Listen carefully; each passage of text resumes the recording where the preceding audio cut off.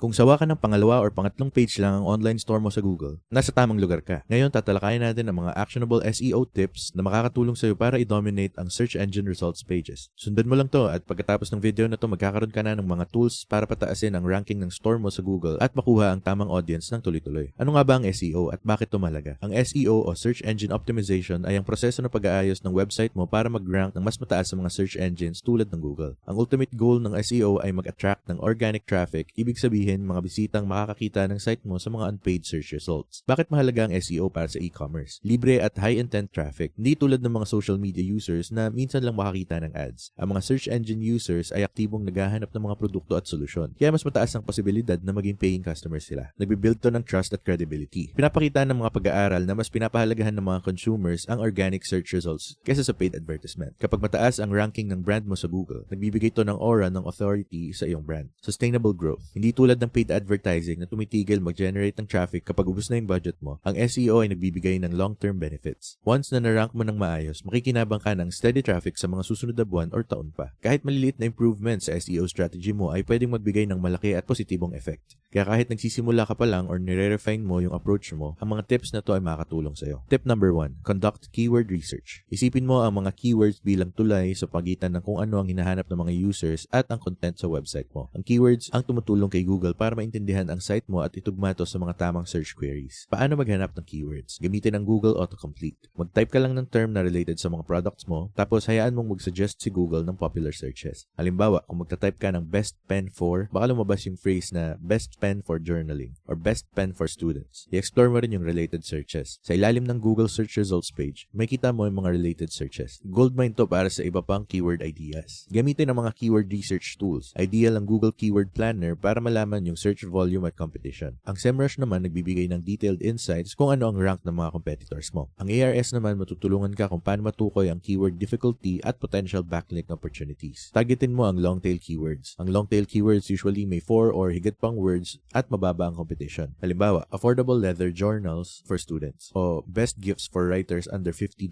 Ang mga keywords na to ay nakafocus sa mga specific queries at makakakuha ng users na may strong purchase intent. Kaya may edge ka sa competition. Tip number 2, planuhin ang site architecture mo. Ang well-organized na website ay hindi lang user-friendly, hindi pati na rin search engine-friendly. Kapag kinroll ni Google yung site mo, sinecheck nito kung paano nakakonekta ang mga pages mo at kung madali bang mag-navigate sa content. Best practices para sa site architecture. Simple navigation. Siguraduhin na lahat ng pages ay ma-access within 2 to 3 clicks mula sa homepage. Halimbawa, home to category page to product page. Sunod, group mo yung similar products. Gumamit ng logical categories at subcategories. At sa ilalim ng pens, pwede mong ilagay ang luxury fountain pens, iwasan ang duplicate content. Ang duplicate pages kasi pwede magdulot ng kalituhan sa search engines at makaapekto sa rankings mo. Maglagay ng unique descriptions para sa bawat product at category. Optimize mo ang internal links. Maglink mula sa isang product page papunta sa ibang relevant page. Hindi lang to basta makakatulong sa visitors para ma-discover ang iba mong offerings, kundi magdi-distribute din ang SEO value across your site. Sa paggawa ng clear na structure, mas gumaganda ang user experience at mas pinapadali nito para sa search engines na i-index ang content mo. Tip 3, i-optimize ang product at category pages. Ang product at category pages mo ang cornerstone ng e-commerce store mo. Kapag na-optimize ng tama, kaya nitong i-convert ang casual visitors into loyal customers. Key optimization techniques, title tags and meta descriptions. Gumamit ng relevant keywords sa title tags at meta descriptions mo para tumaas ang click-through rates. Halimbawa, ang title mo pwedeng maging best journaling pen, smooth writing, free shipping. At ang meta description ay discover the best pens for journaling. Enjoy smooth writing and fast free shipping on all orders. Product descriptions. Sumulat ng detailed, engaging descriptions na nag-highlight ng product's features, benefits, at unique selling points. Iwasan ang pag-copy ng manufacturer descriptions. Images. I-optimize ang images sa pamamagitan ng pag-name ng files ng descriptive. Halimbawa, floral to journal dpen.jpg. I-compress sila para mas mabilis ang load time. Ang paglagay ng alt text para i-describe ang image ay nakakatulong sa SEO at accessibility. User reviews. Ipakita ang customer reviews diretso sa product pages. Nakakatulong ang review sa pag-build ng trust, nagbibigay ng additional context na kayang i-index ng search engines. Huwag maliitin ang power ng well-optimized product page. Diyan nangyayari ang karamihan sa buying decisions. Tip 4. Gumawa ng high-value blog content. Ang blogs ay hindi lang para sa pag-share ng news. Isa rin tong sobrang effective na SEO tool para sa e-commerce stores. Ang blog content ay tumutulong sa pag-rank mo for informational queries na sinesearch ng customers mo. Bakit crucial ang blogging? Nakaka-attract ng new visitors. Ang blog posts ay sumasagot ng questions at nagsosolve ng problems. Kaya nakakakuha to ng bagong potential customers papunta sa site mo. Nakaka-build ng authority. Ang consistent, high-quality content ay nagpo-position sa'yo bilang expert sa niche mo. Nag-encourage ng backlinks. Ang informative posts ay mas malamang i-link sa ibang sites na nakakapag-boost sa SEO mo. Blog topic ideas, tutorials, how to choose the right pen for journaling, seasonal guides, top 10 stationery gifts for Christmas, problem-solving articles, how to organize your desk for maximum productivity. Mag-post regularly at integrate ng natural ang relevant keywords. Consistency is key para makabuo ng audience at ma-improve ang search rankings mo. Tip 5. Mag-build ng backlinks. Ang backlinks ay links mula sa ibang sites papunta sa site mo at nagsisignal to kay Google na trustworthy at valuable ang site mo. Ang high-quality backlinks ay kayang magpataas ng malaki sa rankings mo. Paano mag-earn ng backlinks? Gumawa ng link-worthy content, infographics, how-to guides, at data-driven articles na highly shareable. Makipag-collab sa influencers, i-offer ang products mo sa influencers kapalit ng honest reviews at backlinks. Guest blogging. Sumulat ng guest posts para sa industry blogs at maglagay ng link papunta sa site mo sa author bio or sa content. Tandaan, mas mahalaga ang quality kaysa quantity. Isang backlink mula sa authoritative site ay pwedeng mas valuable kaysa sa dose-dose ng low-quality links. Tip 6. I-optimize para sa user experience. Tinututukan ni Google kung paano nag-i-interact ang users sa site mo. Kapag nakita ng visitors na madaling gamitin ang site mo, mas malamang na manatili sila ng mas matagal. Bababa ang bounce rates at tataas ang rankings. Key user experience improvements. Mobile optimization. Mahigit 60% ng web traffic ngayon ay galing sa mobile devices. Kaya siguraduhin na responsive ang site mo at maganda ang itsura sa mas maliliit na screens. Fast load times. I-compress ang images, gumamit ng caching, at tanggalin ang mga unnecessary scripts para gumanda ang page speed. Clear calls to action. Gumamit ng buttons tulad ng add to cart or shop now para i-guide ang visitor sa susunod nilang gagawin. Happy users mean happy search engines. Tip number 7. Mag-implement ng local SEO kung applicable. Kung meron kang physical store or nagsiserve ka ng specific regions, ang local SEO ay pwedeng maging game changer. Tips to improve local SEO. I-claim ang Google Business Profile mo. Ilagay ang business name, address, phone number, at operating hours. Mag-encourage ng reviews. Ang positive Google reviews ay hindi lang nakakatulong sa rankings, kundi nakakapag-build din ng trust. Gumamit ng local keywords. Isama ang mga phrases tulad ng best stationery shop in New York sa content ng site mo. Ang local SEO ay nakakasigurado na madaling mahanap ng mga nearby customers ang business mo. Tip number 8. Mag-monitor at mag-improve gamit ang analytics. Ang SEO ay hindi isang set it and forget it na strategy. Kailangan mong i-track ang performance at mag-adapt over time. Essential tools, Google Analytics. Intindihin ang user behavior, traffic sources, at top-performing pages. Google Search Console. Tukuyin ang mga issues tulad ng broken links or low-performing keywords. SEO platforms tulad ng HRS at SEMrush. Nagbibigay sila ng insights sa backlinks, rankings, at iba pa. Ano ang dapat i-check? Aling pages ang nagdadrive ng most traffic? Aling keywords ang maganda ang performance at alin ang hindi? May mga technical issues ba tulad ng mabagal na page speed or broken links? Gamitin ang data na to para i-refine ang strategy mo at manatiling ahead sa competition. Tip 9. I-leverage ang social media para sa traffic. Kahit hindi direct ranking factor ang social media signals, ang pag-share ng content mo sa platform tulad ng Twitter or X, Instagram, at Pinterest ay nakaka-drive ng traffic na indirectly nakakatulong sa SEO. Steps for social media integration. Mag-post consistently at isama ang links papunta sa store mo. Makipag-engage sa audience mo para makabuo ng loyal following. Gamitin ang social platforms para mag-share ng blog posts, product launches, at seasonal promotions. Harnessing the power of SEMrush and Surfer SEO. Kung seryoso ka talaga sa pag-improve ng SEO ng store mo, ang tools tulad ng SEMrush at Surfer SEO ay indispensable. Tinatanggal ng mga platform na to ang hula-hula sa optimization ng site mo sa pamamagitan ng actionable data insights at recommendations na nakatailor sa niche mo. SEMrush, your all-in-one SEO companion. Ang SEMrush ay isang powerhouse tool na may iba't ibang features na makakatulong sa iyo para ma-dominate ang search engine results page. Keyword research. So, pwede mong ma-discover ang high-performing keywords, ma-analyze ang search volume, at ma-uncover ang keyword gaps na hindi ginagamit ng competitors mo. Competitor analysis. May kita mo kung ano yung nagda-drive ng traffic sa competitors mo at ma-identify mo kung saan ka pwedeng makalamang. Backlink insights. Ma-monitor mo ang backlink profile mo at ma-identify mo ang opportunities para makabuo ng high-quality links galing sa authoritative sites. Site audit. Si SEMrush ay nag-identify ng mga technical SEO issues tulad ng broken links or mabagal na mag-load na pages. At nagbibigay siya ng step-by-step instructions kung paano to ayusin. Sa pamamagitan ng SEMrush, makakakuha ka ng comprehensive view ng SEO health ng website mo at roadmap kung paano to i-level up. At kung gusto mong mag-start sa SEMrush, may link kami sa baba sa description. Pag kinlik mo yan, mapupunta ka sa page kung saan pwede kang makakuha ng 14-day pro exclusive free trial. Kaya make sure na click mo yung link sa description para